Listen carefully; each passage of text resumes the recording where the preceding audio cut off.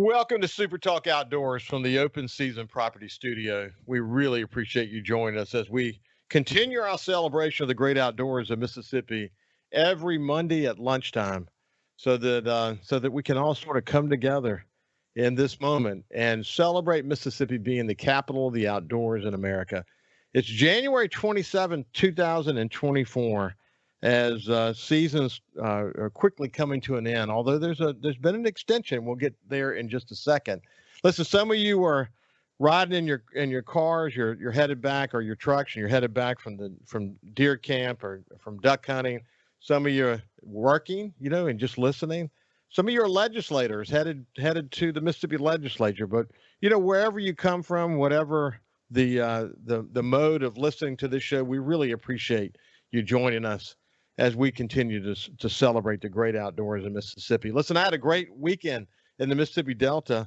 Enjoyed watching some deer, and ducks finally started to show up. And frankly, it's kind of frustrating. You wonder, why would ducks showing up be so frustrating? Because the season's almost over. And in the areas I hunt, ducks are just now showing up. So I think it's about time for us to start a conversation about whether we should extend duck season. And in the second half of the show, Lake Pickle is going to join me, and we're going to talk about some of the migration challenges, some of the habitat challenges, and the reality of having a long duck season, but having to wait to the end of duck season in certain parts of the Mississippi Delta before the ducks arrive. And I think it's an important conversation, one we need to have in Mississippi. Another hot topic is the extension of deer season into next weekend. And with that said, I want to move over to my friend William McKinley. He's the deer program coordinator for the Mississippi Department of Wildlife, Fisheries, and Parks, and Kamen Campbell, who's the assistant director, deer director, working with William. And they're coming to us out in the middle of nowhere in Benton County, and we'll get him to explain where they are here and why they're there in just a second. But Kamen and William, how you guys doing? Doing well, Ricky. Good to be here this morning. It's good to see you. We had a little challenge because they were on the road, and we had some cell service challenges, but we got all that worked out. And they're literally on the ground. Tell us about what you're doing in Benton County, William. So we're doing some scrape samples for CWD as part of a research project with Mississippi State University and others. So where we're collecting soil out of scrapes, and we're able. No, we don't have a lab in state that can do this quite yet, but we're working on that. And but we're using these samples to try to monitor and look at scrape prevalence versus deer prevalence as part of a research project. So we are literally on the ground in Benton County about to go pull soil samples out of deer scrapes today. Well, it's extremely important work, and as you and I have discussed on many, many occasions, our goal with chronic wasting disease, since there's not a cure, is to slow it down and give the science a chance to catch up. We don't want prevalence in Mississippi to get to the level that you're seeing in Benton County. In fact, if there's a ground zero in Mississippi, it's Benton County. And it's really unfortunate. But I mean, you guys are working overtime to do everything in your power to communicate to the rest of us, the outdoors in the Mississippi, what our role needs to be in helping to kind of manage this slow march of chronic wasting disease across the landscape. It's a full-time job in a lot of ways, isn't it, William? It is, yes. And Benton County this year, 1 in 4 deer are testing positive countywide this year. And that's gone from 1 in 20 to 1 in 4 in just 6 years, Ricky. So it definitely is expanding rapidly up here. And well, once again, we're trying to find measures to help slow it down and keep it where it is. Well, chronic wasting disease is very real. And I would encourage you to go look up the show that I did with William McKinley and Bronson Strickland from Mississippi State, where we talked about some of the myths related to chronic wasting disease and why it's important for us in Mississippi to pay attention to it and do everything in our power to sort of manage the situation. Before we talk more about extending the season, Cam, it's good to see you, my friend. Wait, tell me about yourself. So I'm the assistant deer program coordinator for the state, and I focus a lot on chronic wasting disease, whether that's trying to coordinate sampling efforts across the state or just doing education and outreach and trying to get more people to buy into it, to understand that it's important to find it early and to be able to manage it. Yeah, so I think the state has done a good job. It's probably more we'll be able to do as we go forward to be able to push back the prevalence like you see there in Benton County. There's work to do, and testing is going to be really critical to that. But one of the things we can do, William, I mean, it's you and I have talked many times about that. One of the great things about Mississippi is we got a great deer population. One of the challenges with chronic wasting disease is we have a great deer population. So, talk a little bit more about what we're hoping will happen as it relates to managing the herd as we extend the season, and also talk specifically about what the commission voted on last Thursday. Oh, I'll back up to 2020, and I'll applaud the legislature. The Mississippi legislature passed a bill that gave us the commission authority on resident game species, not migratory species, I'll stress, but on resident game species. If a season ends on a Friday, the commission was given authority to extend the season to the following Sunday, which is what the commission voted on at the meeting last Thursday to extend that season. It was ending January 31, and that was a Friday this year. So deer season has been extended, and the Hill, Delta, and North Central DMUs to February 2nd, Sunday, 30 minutes after sunset. So 2 additional days this year, and we ask hunters to take advantage of that weekend. I mean, go out and harvest another deer this weekend if you hadn't reached your bag limit already, and turn that deer in for sampling too. That's not mandatory now. The sampling's not, but we ask hunters, uh, turn one in this year if you hadn't already. Well, so when you look at this season and the data you guys are getting and what you're hearing anecdotally, and if I look at, I'll give you just a quick example. BB's deer processing in Greenwood. I mean, they've been inundated with deer. What's the story across the state? It has been very variable across the state, Ricky. We hear some areas that are seeing more deer than they ever have, and then others that, well, it seems that harvest is down a bit. And I'll let Kamen tell you one of the key factors that happened this year that we attribute that to. It's one of those things, the lack of a mass crop. It was spotty in some parts of the state, almost non-existent in others. And those deer have to get out there and move a little bit more, is making them more susceptible to harvest, and people are seeing a few more because of it. Yeah, what's interesting, Cayman and William, is the farms that I lease, when there's a good acorn crop, there's a specific pattern we see from the deer, especially when there's a lot of acorns. They'll stay That in the changed, woods longer. didn't Do it, what now? Ricky? Huh? I said that changed this year, didn't it? It sure did. I mean, what's interesting, in fact, my son Jordan sent me a picture of a 7-point that we've had on camera all year long as a very mature deer. And we're really surprised that it hasn't been killed yet. There's beautiful mature deer. What's interesting about the patterns that he's still in right now, it's almost like he's in a rut pattern where he'll show up on the camera. He's moving around a lot. We'll see him on one side of the property, then on the other side of the property. Usually what you're seeing this time of year is that the deer sort of center around the food plots for the most part. But the deer movement's been very strange. I mean, some deer that we had on camera toward after rut was over, we saw them out in the fields and they kind of vanished and moved around, and then they show back up again. It's just been very strange. I think your point about moving around a lot is I think they've had to. Even with food plots available, they're still moving more than they normally would be. I would agree with that, Ricky. We've seen a lot of changes in deer movement patterns this year have come in from the hunters, and but overall, it's been a really good season. We've had good weather. Well, a lot of the processors have reported we've talked to have been full. Taxidermists seem like they're having a good year. So overall, I think we're going to see that harvest may have trickled up a bit when we get our survey numbers in May. Well, actually, we won't get them till about July. Our harvest survey will be done in May. But so hopefully hopefully we will see harvest has increased where in the parts of the state that it needed to increase.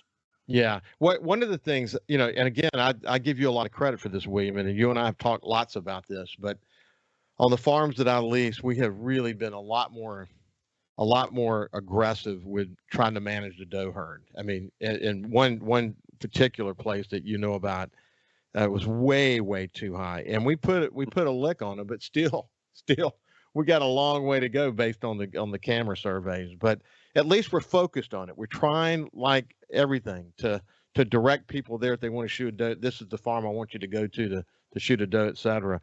And hopefully more people are doing that. If we continue to talk about it, it's important for a lot of reasons. We don't want, when we got a lot high population of deer, they come in contact with cars and trucks and other things on the highway. And of course, CWD is going to help us manage CWD. When we come back on the other side, we'll continue our conversation with William and Kamen. We'll see you after this. Welcome back to Super Talk Outdoors. Hope you're having a great day, and we really appreciate you joining us. Listen, we're sitting here in the Open Season Property Studio. They're a full-service real estate company with a team approach philosophy that ensures your needs are the highest priority, whether it's rural land sales, residential, or commercial properties. Open Season Properties markets and sells real estate in Mississippi, Louisiana, Arkansas, Tennessee, Alabama, and Georgia. And they're dedicated to the development of long-term client relationships and unwavering commitment to service. Go to openseasonproperties.com to learn more. We're thrilled to have them as the sponsor of the Super Talk Outdoor Studio. Now let's move back over to my new friend, Kamen Campbell, who's assistant coordinator of the deer program for the Mississippi Department of Wildlife, Fisheries, and Parks, and William T. McKinley. When I see your name written down, William, I think of it. It looks like a president. You're a president of the United States, and he's the deer program coordinator. Do you feel like the president sometimes, William? I have no political aspiration, Rick. No. Just going to be a wildlife. But I love the name, William T. McKinley. It's very fancy. So what more do you want to say about the extension of the season, William? So I want to tell hunters in North Mississippi and really all across the state, but especially the north half, to make sure they use a little caution this weekend in selecting a doe to harvest, because there are a lot of bucks that have lost their antlers, and especially in Northwest. So just pay closer attention before you harvest a doe. We still want you to harvest a doe if you get the opportunity, but just be a little more careful. Yeah, I hear you. I hear you big time on that. Okay, so before we get to what you're going to be doing in Benton, doing these soil samples of scrapes, Kamen, I'm curious. When you're out and about, since you spend so much time thinking about CWD, what's the main conversation you have with people when you're having a conversation about it? They have two primary questions. One is going to be whether or not the disease is actually significant, whether it has the ability to impact a deer herd, which it does. Unfortunately, most people don't ever see their first dead deer from CWD until they're in a part of the state where prevalence is above 10%. And at that point, the disease has a really strong foothold. So part of my goal is to get them to, believe in it, share stories from the part of the state I'm in right now. Stories from landowners about what has happened to their deer herd and seeing less deer over the last few years as the disease has got a foothold. And the second is about the potential risk to humans. And that's something we still don't fully understand, but it's a risk that we have to consider. It is a risk that we have to consider, and the current guidance on that is just test all your deer, and that's what we want people to do. But if you think about the advancements that have been made in data collection, William, that's one of the things you and I have really zeroed in on. The fact that there is a national database now, states sharing information. You're looking at GPS data, and we're learning a lot. We're probably learning more in this moment, William, than we've ever known about CWD because of that database, aren't we? Oh, yes. So we do share data amongst states, and we are, because we recognize, just like this disease here, we're very close to the Tennessee line today. The disease doesn't know the state line. It's spreading across what happens in Southwest Tennessee affects North Mississippi and vice versa. So we're looking at that. We're sharing data, and we're trying to look as a wildlife group the best way to try to manage this disease. So there's a lot of work that's happening within the department. You guys are having regular conversations with others across the United States about this. Mississippi State highly engaged around this, and in fact, what you're doing now is specifically related to the work that Mississippi State is doing. You have a great collaborative relationship, don't you? We do. One of the best in the nation on a state natural resource agency and a university. And they started this project of scrape sampling and working with other universities and working with a lab out of University of Minnesota. And it is, well, we're finding CWD in scrapes. And in some cases, like Claiborne County, we found it in a scrape before we found it in a deer. And we encouraged additional sampling in that area. And then we found the positive deer a few months later, and this year we've already found 2 more positive deer in Claiborne around that first one. So it's just a better surveillance tool, and we're trying to refine that through this research. Give it a couple of years, and we'll have a better tool to find where CWD is on the landscape. Well, it helps to have that whitetail program at Mississippi State, doesn't it? Oh yes, that deer lab, and you know, Dr. Steve Damaris recently retired. The professor has taken his place. I met with him the other day. I've known him for many years. Dr. Eric Mitchell. He's going to be great, and looking forward to working with him in the same role I did with Dr. Damaris. Well, what's so important is that they're not just looking out for Mississippi. They literally have a national voice. And they've been really, really, really smart about social media and YouTube and education and talking to hunters. Um, they've really been hitting on a lot of cylinders, haven't they? They have, and they have a national platform. Some might even say a worldwide platform now, but certainly a national platform. And they've pushed out good, sound deer science out there that has helped people regardless of the state. So, Cami, you guys are in Benton County. You're assuming that you're working with a local landowner. Have they already identified where scrapes are located in advance of you guys visiting there? The property on right now is one that we sampled last year. So we already have scrape locations that we chose last year, and our goal is to find, if not the same scrape, find one close to it this year so that we can look at the prevalence in scrapes from one year to the next. Well, that's interesting. So what do you do, William? You go in and just find a scrape and just scrape up the dirt there? Is there a very specific approach that you're using there? Tell us about it. Well, in a nutshell, you pretty well nailed it, Ricky. It sounds too simple to be effective, doesn't it? But we put on a clean pair of gloves. We scrape usually with a stick from that immediate area to avoid any cross contamination. The soil, about a quart of soil, is scooped up, put into a Ziploc bag, sealed. The gloves go in the bag, and we look for the next location. Wow. So how many do you hope to do? How many scrapes do you hope to get samples from on this visit?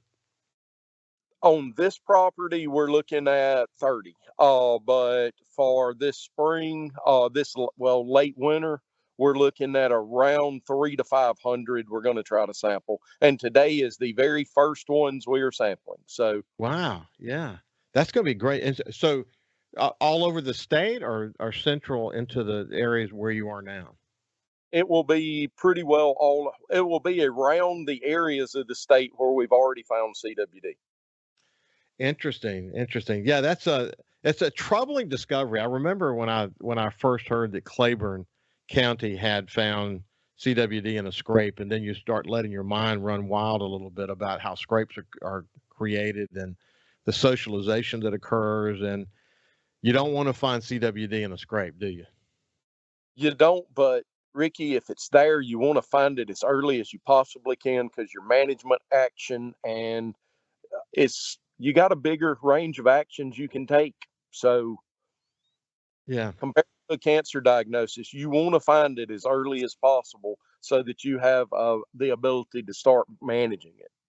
So is there a point? Okay, the season comes to an end next weekend, and then you guys are going to be gathering a lot of data about test results, et cetera. Is there a point where you're going to bring it all together in a report and then report back to the commission, the Department of Wildlife, Fisheries, and Parks Commission, on this season and what you've discovered? Absolutely. And I'll give the credit to Kamen there. He's put together a CWD report, an annual CWD report for the past few years. That report, as soon as all our samples come in for the year and we get our scrape sample results, that report will be created again this year, or I'm hoping it will. Yeah, it will. Hey, Kamen, what's interesting is that, again, we're learning from the data of other states, and we're really learning some important things to do and not to do. But when you learn of positives in other states, we don't necessarily have to name them, but when you learn a positive in other states and then you see some of their practices, whatever they might be, you're not surprised, are you? Because some states are living kind of carelessly, and Mississippi's trying to deploy best practices. And I get maybe one thing that will come out of this is that all states eventually will deploy best practices. But you can see it in other states, the kind of actions that lead to an increased prevalence, can't you? We're constantly learning from each other, both what to do and what not to do. Yes. That's a short and sweet answer, but it's true. And that's what best practice studying is all about. I mean, data, what gets measured gets done. As long as we can continue to gather data and compare Mississippi's data with other states and see the best practices and look at what kind of activities are leading to an increased prevalence and what kind of activities are leading to a decreased prevalence, we're going to be better off as a state. Kamen and William, thank you so much for joining me today, my friends. Thank you, Ricky. It's been a pleasure. This has been two guys that are involved in a deer program at Mississippi Department of Wildlife, Fisheries, and Parks, and appreciate them taking time out of their busy day to join me. Hey, when we come back, we're going to talk about, do we need to extend the duck season? We're going to have lake pickle. We'll see you after this.